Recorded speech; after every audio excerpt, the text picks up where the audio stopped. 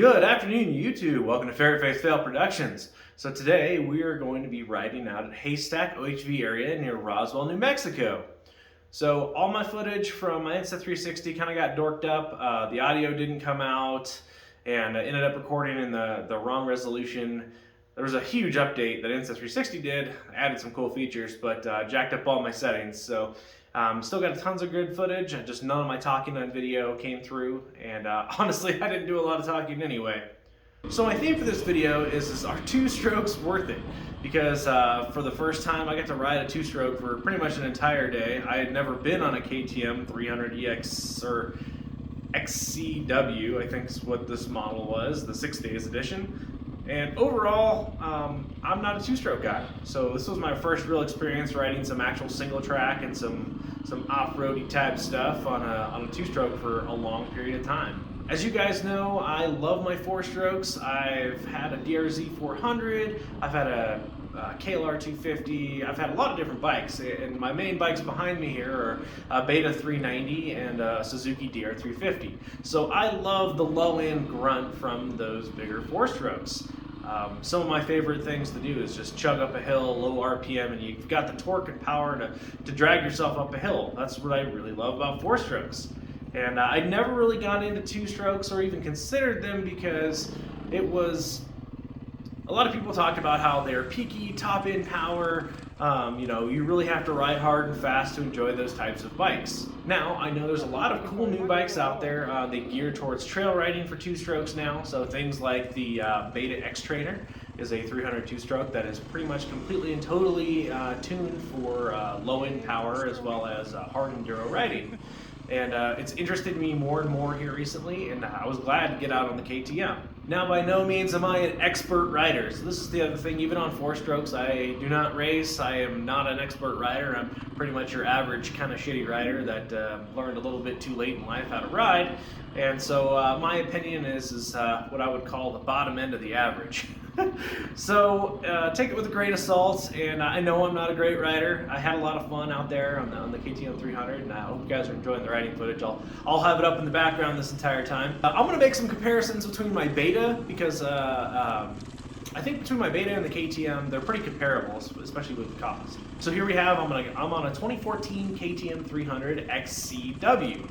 So the XCW is the model with the, I guess, wider range transmission and has a little bit more plush suspension, I guess, compared to the other models. Now, the important distinction for the 2014 model, from what I was told and from what I've looked up, is that the front forks are different. It has a different type of closed cartridge fork.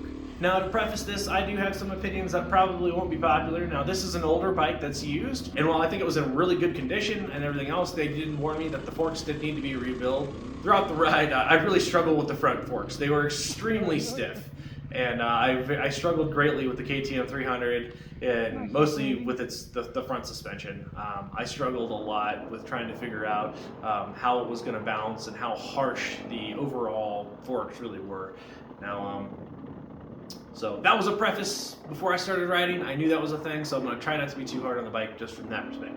Now, the first thing that you notice between a two-stroke like the KTM 300 and my Beta 390 here is the stall resistance, I'm going to call it. So my four-stroke, you can pretty much count the RPMs before it stalls. Like, it has an absolutely monstrous amount of torque. That's why I bought the Beta 390. And I might kind of use that as a crutch sometimes, but it's gotten me out of a lot of situations where I should just be a better rider, but you don't have that with a two-stroke quite as much. Now, the KTM 300, I think, has a very respectable bottom end. In fact, I lugged it a lot throughout most of this footage. You'll see I lugged the heck out of the thing, probably more than I should. I can feel everybody screaming at me to ride faster the entire time I watch my footage. So, you know, and that's another thing that brings me to a cool point about the two strokes, is they do push you to ride faster. And I like that, because I'm generally a very slow and conservative rider, and the two-stroke kind of making me find, you know, the mid to top end of second gear to get up some hills and stuff. That was a challenge that I enjoyed. I thought it was a lot of fun. Now, that being said, the two strokes have a monstrous amount of power at the top end. In fact, I think that KTM 300 is substantially more powerful than the top end of my 390. It just takes off. It just goes. and that's very impressive. I don't really use top end power because I don't ride very fast, so you know, the power's there if you want to have fun with it. But if it were to be my bike, I would definitely be trying to tune it for more bottom end, low end kind of power and torque. So with two strokes, you don't quite have that bottom end, and you can stall a fair bit easier. Basically all you got to do is use your clutch a little bit more and add a little bit more throttle to the situation. I think that's a really simple thing. I got used to it throughout the day. It's really not that big of a deal. In fact, it was kind of a fun challenge. So some other things that I really liked about specifically the KTM was that it was very easy to kickstart. Pretty much any sort of half-hearted kick, that bike was going to fire. That was very nice.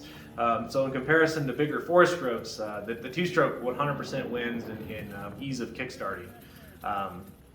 Yeah, a little bit of kick would come to life, and of course the KTM is e-start too, so that was a beautiful thing. But there were a few situations, because I don't have huge hands, to where I couldn't reach the starter while I was holding the brake, and basically I would just you know, flip the Kickstarter out and kick it and keep on going. That was really kind of a cool advantage. I would never be able to do that on something like my DR350 back there.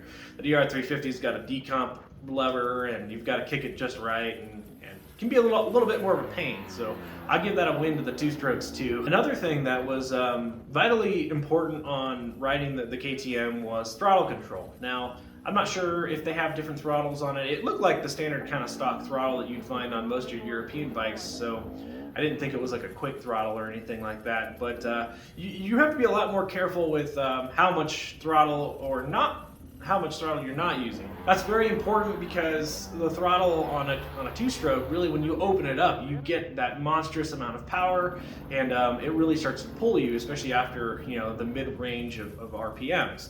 So if you're in the mid-range and you crank it wide open accidentally, you were 100% gone. I've found that four-strokes tend to be a lot more linear and tend to be a lot more forgiving for throttle mistakes, gear mistakes, so on and so forth.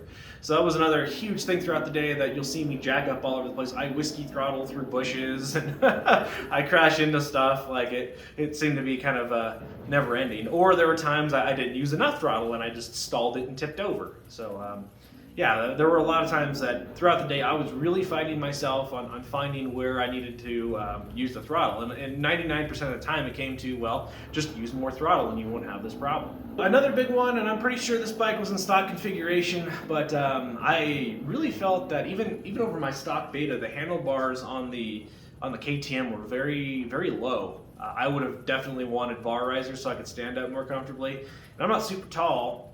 I do kind of have short arms, so maybe that has something to do with it. But I struggled greatly with, you know, having to stand up and really hunch over that bike. So I'm pretty sure it was a stock configuration. It was just the bend on the bars didn't quite feel right to me. That threw me for a loop. Another thing that I really did like about the bike was the rear suspension setup was very good. It felt comparable and maybe a little bit firmer than my Beta. I have my Beta probably softer than most people would have it, but the rear was very good. I thought the rear of the suspension was awesome. We kind of talked about the forks a little bit. The forks were god-awful. Now, he told me that they needed to be rebuilt. The WP suspension was either, I don't know if he said that it was like shot or blown or what, but it was so unbelievably stiff that pretty much everything you hit either deflected, or the shock to your hands was so bad. That led to me some bad habits while I was riding throughout the day. I got to where, like, if I was going to hit something and I wasn't loading the front quite right, or getting my weight off the front, so to speak, or picking the front wheel up, then the shock to my hands was so bad. Like, I still feel kind of a little sprain in my right or my left wrist. So that was unpleasant. I would love to ride one that didn't have some suspension issues going on. But overall, I think suspensions since that 2014 era to now, I think even with the newer KTMs, it's probably come a fair bit of ways. I know my Betas just felt way better dampened all around, and I have my Beta set up to my liking, but I got to the point where even the forks on my old TR350, which are just rod dampened forks, were definitely, I would have preferred them over the KTM setup. So that's kind of sad, but yeah. that is what it is. But kind of get to my overall impressions on like 4-stroke versus 2-stroke, and as you know, I wouldn't call myself a super experienced or hardcore rider or nothing, but in my daily life, after being on a 2-stroke for you know, the better part of a weekend there, I think I still, in my heart, I'm gonna love these 4-strokes. Like there's really something about the tractor mentality of just, you know, dragging yourself up a hill and, you know, not having to plan and scream up a hill and find that power band. Like I enjoy that. I think that's riding the 2-stroke made me really appreciate how much I did like that. And then there's the other side of me that loves the challenge of riding the 2-stroke. How you have to, your shifts have to be more precise. You have to find the RPM range that's right for what you're going up or you know, whatever else. So 2-stroke versus 4-stroke is 100% a preference. I'm not going to pretend that one is really truthfully better than others. I'm not a racer, but the power on the bikes were phenomenal between both. Like both my 390 and that 300 2-stroke have way more power than I know what to do with. So you know, power-wise is more of where I get the power. So the bottom end. The KTM has a lot more lug than I thought it was going to have for being a 2-stroke. So I was very impressed with you know, how I could low RPM drag it up hills. The only thing I struggled with is like there's that cutoff on a 2-stroke where it's just done. And yeah, there were a few times where I just killed it and was like, oh, well, that's my fault, completely, totally my fault. So it kind of depends on your kind of riding. So I think modern 2-strokes are extremely reliable. They're easy to fix, easy to work on, generally lighter weight. I know the KTM on paper is a fair bit lighter. I think it's at least 20, 25 pounds lighter than my Beta 390 without my ginormous gas tank. So I don't know. I picked it up at least 4 or 5 times, and it didn't really feel any lighter. But I was tired, and I just kind of got over COVID, so I'm not sure if that was a meism. Definitely could have been. I think when it comes to 2-strokes, I really need something that's geared to the way that I ride. So I don't ride fast, hard, desert type riding. I'm not one to memorize a course that I go out to, you know, every week or every day kind of thing and ride as fast as I can. That's not who I am. I go to random trails that I learn as I go, and I don't ride as fast. And I like to be able to have, you know, the control over the power. So I think for me, like I was talking about earlier, something like the Beta X Trainer is really what I'm looking for. It doesn't have the top end power of the regular 300 motor. You can make it to where it does, but I really appreciate a different kind of riding, I think, than your race edition style 2-strokes are going to provide, like a Beta 300 race edition or you know, the KTM XC or XCW. But that being said, it was a very, very awesome experience and ride. I liked the KTM a lot. It was nimble. It had plenty of power. I think dragging it up hills, once I learned how to get that thing in second gear and give it lots of throttle, I had a lot of fun going up stuff. So it's all in how you enjoy your ride. I was very out of my element during this whole thing, and you know, I just you're out of your element and you're in, you know, some stuff that's kind of challenging to you. It's hard to find your happy place, and it's hard to not be frustrated because we get comfortable on our bikes. Sometimes I forget how comfortable I do get. I go through a lot of bikes, but I take a fair bit of time to learn the bikes, to you know, get used to their habits, so on and so forth. Like I can't ride the DR350 like I ride the 390. They have, you know, different ratios between their gears. The 350 has way less torque, and 350 just has less power. But that being said, the 350 is also a tractor. A lot of its torque sits real low in its RPM range, so it'll just drive up something. So when it comes to 2-strokes, you ride differently, and that's something I have to learn. And we'll probably pick up a 2-stroke sooner or later. I know we might get some time on a GPX Moto 300 here soon, and Mark's got his Beta 300 I might bug to do some review time on. But overall, I really appreciate the gentleman who let me borrow his son's bike. I have to forgive him. I'll throw his name down in the comments. I can't remember right now. But he lives out in Roswell, and yeah, he was very kind to us. He showed us around on the trails. Moonbeamer and I struggled greatly on trying to find where the trails were, and Moonbeamer, of course, his Beta 390 was having some problems that day, so we couldn't get it to run right, and it kept stalling. So this gentleman was kind enough to be like, hey, you can borrow my son's bike. So and because Moonbeamer's a little bit shorter than I am. He wasn't comfortable on the KTM, and he could fit his low seat on my Beta, so he took my Beta, and this allowed me the opportunity to ride that KTM all day. And I was excited, I was nervous, and you know, I don't like riding other people's bikes a lot of times because I know that I'm not a good rider, and I know that I drop people's stuff pretty often. Very slow learner. So, you know, the guy was great about it. He helped me in a few spots, and they didn't complain or nothing else, so I really appreciate that. That goes a long way in the community for us going out to ride.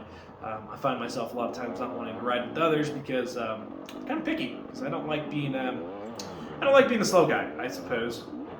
But then again, challenging yourself is always a lot of fun, and learning on that KTM was a blast.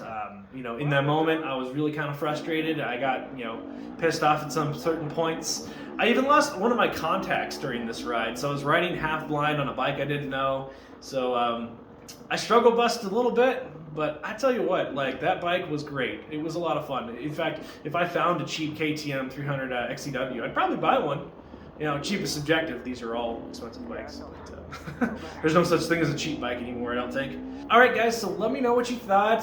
You know, let me know if you had a lot of fun, you know, watching some of this stuff. I know I have some falls in here and some dumb things that I did, and some of my early footage got corrupted, too, was another problem I had with the camera. So we'll see some of Moonbeamer's camera footage in there.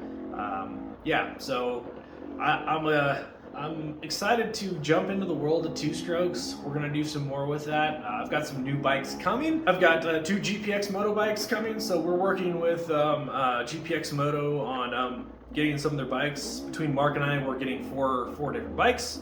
I think we're getting a 450, 2 300 4-strokes, and then I've got one of their smaller 250s. So we're going to be doing tons of reviews on those bikes. We're really excited to be working with GPX Moto. I'm going to have another video coming on that where I just kind of want to talk about things that we're doing going forward. So big things coming there. I'm really excited about to be working with the community a lot more. But let me know what you guys prefer. Do you prefer to ride a 2-stroke or a 4-stroke? And let me know why. I know there's a lot of preferences. I know you know, I've got a lot of buddies who they really prefer the lighter weight 2-strokes in hard enduro type stuff, and it provides the power where they want it. And I know others who are like me who just prefer to tractor up every stuff and not have to worry about stalling quite as much or making dumb mistakes. So yeah, let me know what you guys think in the comments below, and thanks for watching. Really appreciate it. Ferret Face out.